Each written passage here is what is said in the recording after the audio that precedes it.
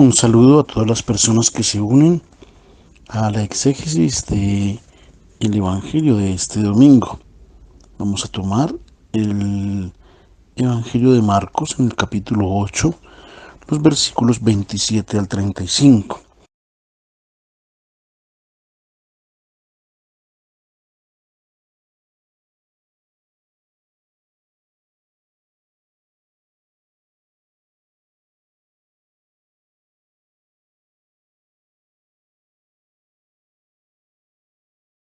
Estamos en todo el centro del Evangelio de Marcos y vamos a encontrar una escena central y esencial en todo el Evangelio. Debemos decir que en el pasaje evangélico del domingo pasado hemos escuchado el relato de la curación de un sordo mudo obrada por Jesús en la Decápolis, un territorio pagano, y hemos subrayado que el Señor no estaba acompañado por los discípulos.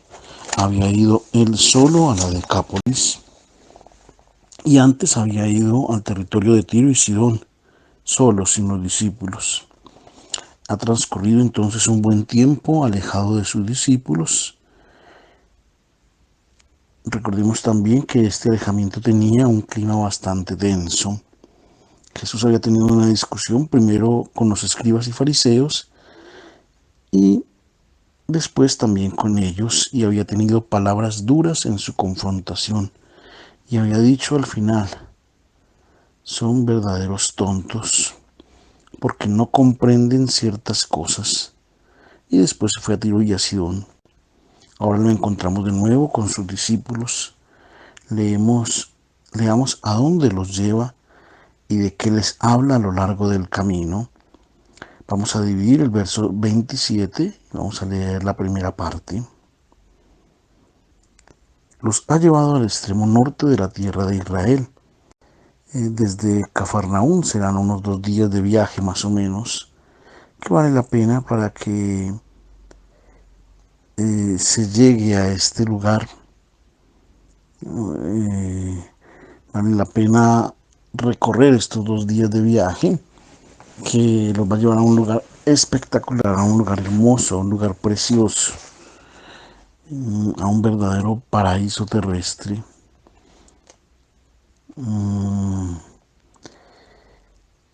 Allí, en el norte de Israel, desde Cafarnaún, se puede encontrar el monte Hermo, siempre nevado, de donde fluyen aguas frescas y abundantes para el río Jordán.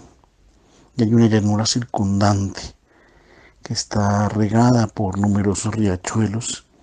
Es decir, es un terreno fértil, es un suelo bastante especial, es un auténtico paraíso. En la Biblia esta región es aclamada por sus pastos y por la riqueza que tiene consigo la tierra. Podríamos preguntarnos por qué Jesús ha llevado allí a sus discípulos a Cesarea de Filipo. Si quería tener una conversación con ellos, habría podido hacerlo en Cafarnaún, pero no. Ha querido hacer ciertas preguntas en Cesarea de Filipo, razón por la cual es importante comprender qué ciudad era esta, la capital del reino de Filipo, que se llamaba Cesarea de Filipo. Había sido fundada por Filipo, uno de los 3 hijos predilectos de Herodes el Grande. Él la había edificado como su capital y naturalmente la había llamado Cesarea en honor del emperador de Roma. ¿Qué es lo que ven los apóstoles a su alrededor? Jesús los ha llevado allí propiamente para que contemplaran este lugar. Vieran, eso sí, un espectáculo fascinante.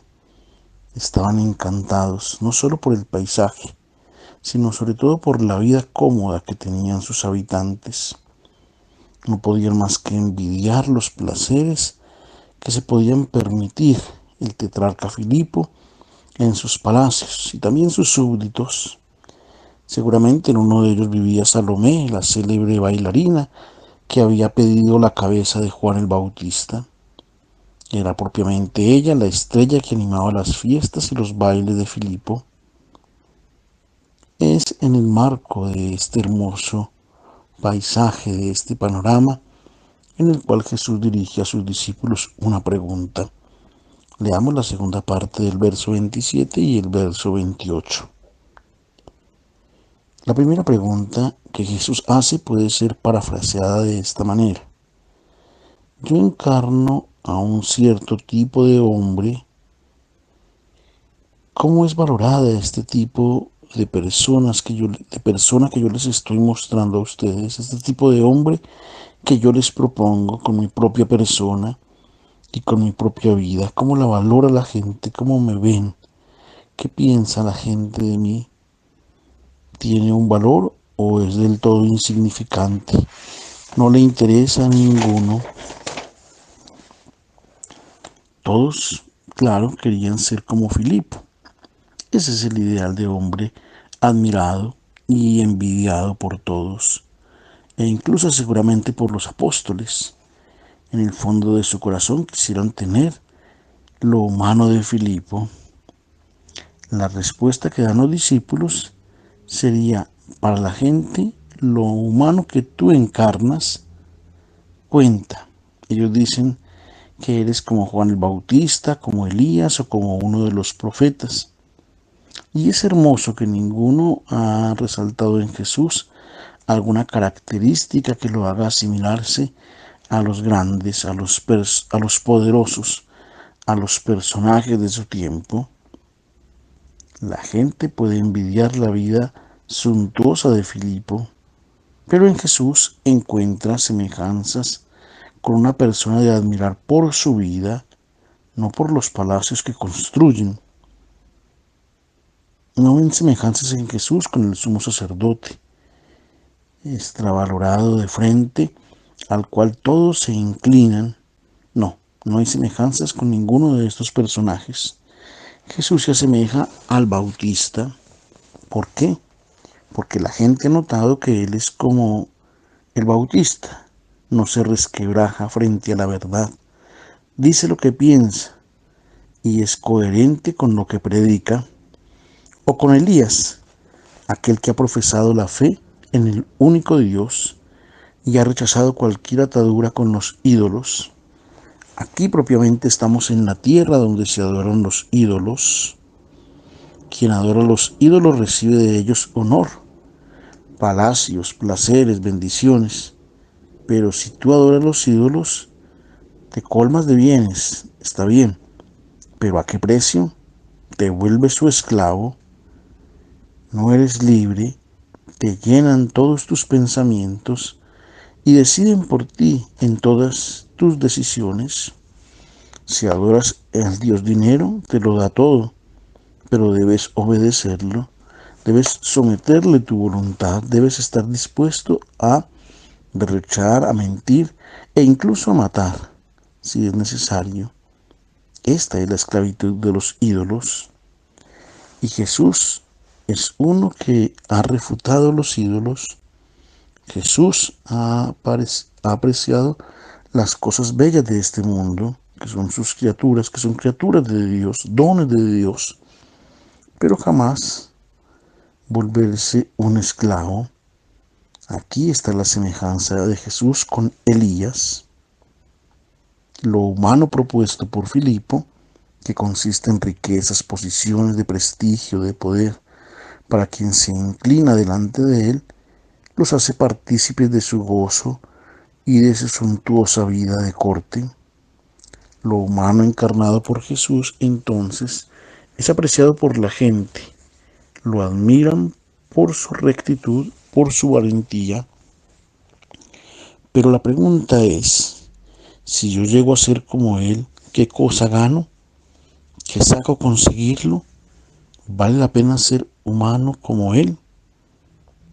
¿O es mejor ser como los devotos de los ídolos, o como aquellos que se inclinan delante de Filipo?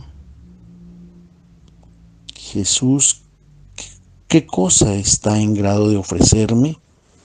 ¿Qué cosa está en grado de ofrecer a quien le sigue?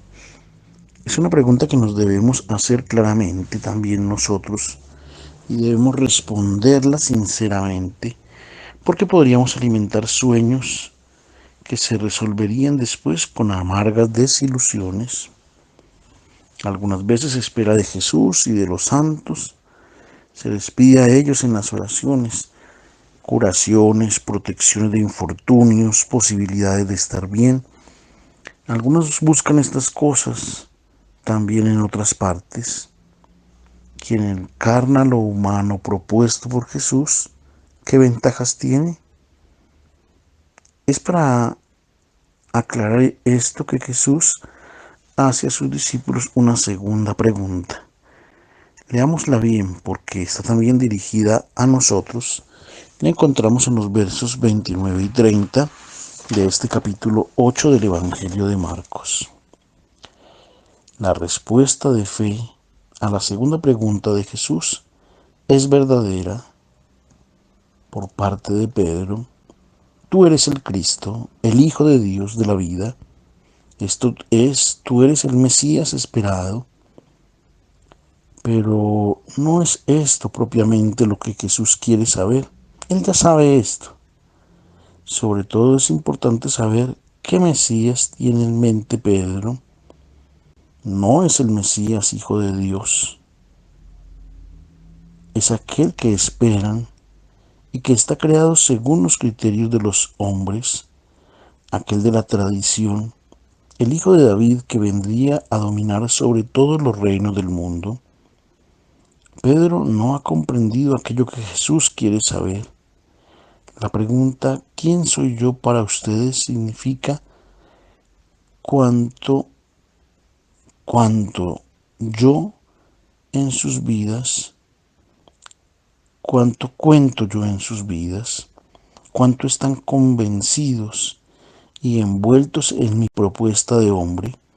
Esta es la pregunta que hace el enamorado a su novia. ¿Quién soy yo para ti? No es solo quién soy yo, me conoces, sabes quién soy yo, sino el para ti. Esto es lo que verdaderamente cuenta. ¿Cuánto cuento yo en tu vida, en tus decisiones, en tus pensamientos? ¿Cuánto significa mi propia persona? Esta es la pregunta que Jesús ha hecho. Quiere saber cuántos sus discípulos están envueltos en su propuesta de hombre. En otras palabras, dice Jesús a sus discípulos, ¿quieren ser humanos como Herodes, como Filipo o como yo? ¿Han comprendido que somos diferentes? ¿De cuál tipo de hombres se han enamorado? ¿Qué tipo de hombres quieren ser? Entonces, ¿qué tanto han asumido mi forma de vida? ¿Es la propuesta esponsal? ¿Quieren unir su vida a la mía? Es la pregunta para nosotros hoy. ¿Tú cuánto estás dispuesto a dar de tu vida para identificarla con la de Jesús de Nazaret? Tal vez la unión con Él se limita en un cierto tiempo de tu vida, que podría ser la Eucaristía Dominical, algunas oraciones, algunas devociones. Jesús no se contenta. Quiere saber si tú quieres unir toda tu vida, todo lo que tú eres, a la suya, vivir como Él ha vivido. Esta es la respuesta que Jesús se espera de los discípulos. Y si así como nosotros tal vez hemos dado la adhesión a Cristo con mucho entusiasmo, pero sin haber comprendido entonces qué es lo que Él está pidiendo de nosotros, es necesario aclarar bien esta idea y lo hacemos con lo que dice enseguida el Señor. Leamos ahora los versos 31 y la primera parte del 32 de este capítulo 8. Jesús comenzó a enseñar. Es extraño este verbo comenzar, porque ya estamos en la mitad de la vida pública de Jesús. Es decir, ha pasado más o menos 1 año y medio y ya Jesús ha enseñado mucho, pero debe comenzar de nuevo, a enseñar porque los discípulos no han comprendido dónde es que Él los quiere llevar, o mejor, no han querido comprender. Jesús no quiere que hayan equivocaciones, no se comporta como ciertos enamorados, que con tal de conquistarse a la persona amada, se camuflan, esconden un poco de su verdadera identidad. Jesús no. El Señor quiere que quien se adhiera a Él tenga las ideas claras, a dónde está yendo y a dónde irán aquellos que lo siguen. El Hijo del Hombre es el que quiere decir el prototipo de hombre, de ser humano, el hombre que yo quiero encarnar, el hombre que Jesús presenta con su propia persona, debe sufrir mucho. Será rechazado por las autoridades políticas y religiosas, escribas y fariseos, y debe ser matado. Esta es la propuesta, la meta que Jesús propone a sus discípulos, es decir, será un fracaso. En el mundo, quien quiere ser grande debe competir, porque la vida es siempre un sobresalir, una carrera frenética por salir adelante. Así era en el tiempo de Jesús y así lo es ahora y todavía más. El sabio Coelet definía este juego estresante como Havel, vanidad, humo. Incluso aquellos que vencen vuelven al Havel. Jesús propone un hombre diferente que no entra en la competencia. Dona la vida por amor. A los ojos del mundo, el hombre que él propone es un perdedor. Y Jesús lo será. Las autoridades políticas y religiosas lo condenarán y lo matarán. Pero añade de inmediato, a los 3 días resucitará. Atención, la historia del hombre que yo propongo no termina en la oscuridad de un sepulcro, porque el juicio de Dios voltea los criterios del mundo, que valora la resurrección de una vida de una manera opuesta a los juicios de los hombres.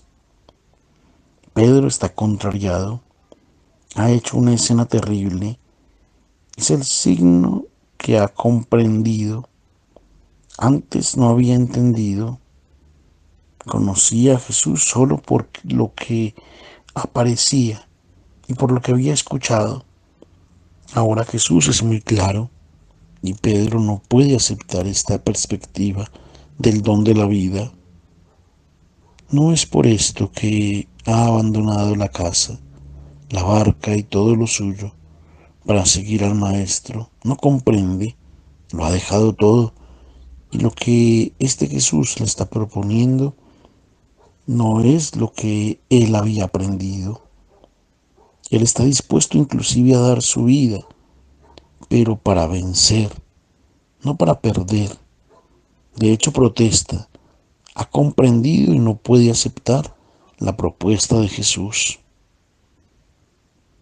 Podríamos decir nosotros que también si no protestamos, como Pedro, quiere decir que seguramente no hemos comprendido aquello que Jesús ha dicho. Veamos entonces qué hace Pedro en los versos 32, la segunda parte, y el 33. Pedro ha quedado contrariado de aquello que Jesús ha dicho, por aquello que Jesús ha dicho, y está convencido que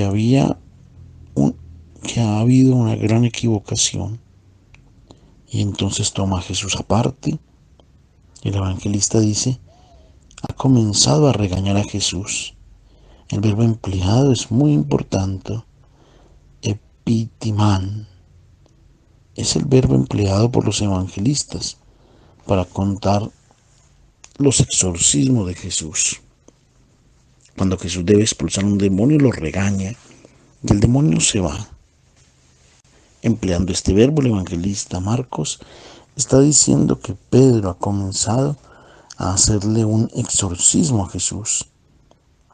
Pedro está convencido que aquello que Jesús ha dicho ha sido sugerido por Satanás y que hay que expulsarlo. Pedro piensa que Jesús ha dicho una insensatez asombrosa, porque si nosotros vamos a buscar en las Escrituras, Pedro tiene razón. En la Biblia se dice siempre que el justo está protegido por el Señor. Quien hace el bien es bendecido. El Señor lo colma de sus bendiciones. Miremos por ejemplo el Salmo 37, donde el salmista dice: el malvado trama contra el justo, estriñe los dientes en contra de él, pero el Señor se ríe de él, porque después pone las cosas en su puesto. Dios está siempre del lado del justo. Y continúa el salmista: he sido joven, ahora soy viejo. Yo nunca jamás he visto al justo abandonado, porque el Señor no abandona a sus fieles. Los injustos al final serán destruidos por siempre. La estirpe del malvado se pierde. Esto que dice el salmista lo encontramos en todo el Antiguo Testamento. Las promesas que vienen hechas con el Mesías son aquellas de la victoria. Él será un vencedor, someterá a todos los enemigos. Esta es la catequesis que Pedro ha aprendido, es lo que él ha recibido. Y ahora Jesús está diciendo totalmente lo opuesto a aquello que tomamos al pie de la letra en el Antiguo Testamento. Desde este punto de vista tiene razón Pedro. No comprende que las victorias de Dios no son las de los hombres. Dios tiene una sola victoria, que es la del amor, no aquella de las armas, de quien logra sobreponerse a sus enemigos. Allí está la incomprensión de Pedro. ¿Y cuál es la respuesta de Jesús? Comenzó a regañar a Pedro. Ahora le hace Jesús el exorcismo a Pedro, que eres tú quien tiene dentro a Satanás, porque tú piensas según los criterios de los hombres, no según Dios. Ponte detrás de mí. No es como se traducía antes, apártate de mi vista. No, es ponte detrás de mí. No te pongas delante para enseñarme el camino te lo enseño yo, porque es el camino de Dios. Si quieres ser hombre según Dios, sígueme. Y lo llama Satanás porque, habiendo asimilado los pensamientos de los hombres, el mundo, en manos del maligno, él ha surgido el maestro de este mundo. Sin darse cuenta, ha tomado decisiones opuestas a las del Señor. El maligno ha logrado su cometido. Y ahora la aclaración de Jesús se dirige a la gente. Sorprende que en Cesarea de Filipo se encontraran de improviso y a la espera toda una multitud. ¿Quién es esta multitud? No era gente de allí, de Cesarea de Filipo. Seguramente el evangelista está tratando de incluirnos a todos en esta multitud. Allí estaban solamente los discípulos y ahora Jesús nos habla a nosotros, se dirige a todos. Somos nosotros esta multitud a la cual Él ahora se dirige. ¿Y qué nos dice? Versos 34 y 35. Nosotros vivimos muy preocupados por los números. Nos contamos, hacemos estadísticas, provisiones, cuántos somos, aumentamos, disminuimos. Jesús no se preocupa por los números, pero sí deja en claro qué cosa significa seguirlo a Él. Dice de hecho a la multitud, es decir, a todos nosotros: si alguno quiere venir detrás de mí, esta es la propuesta de amor, que no se impone, que te deja libre, porque es tu vida la que está en juego. Si sigues pastores equivocados, pastores malos, tu vida será mala, será equivocada.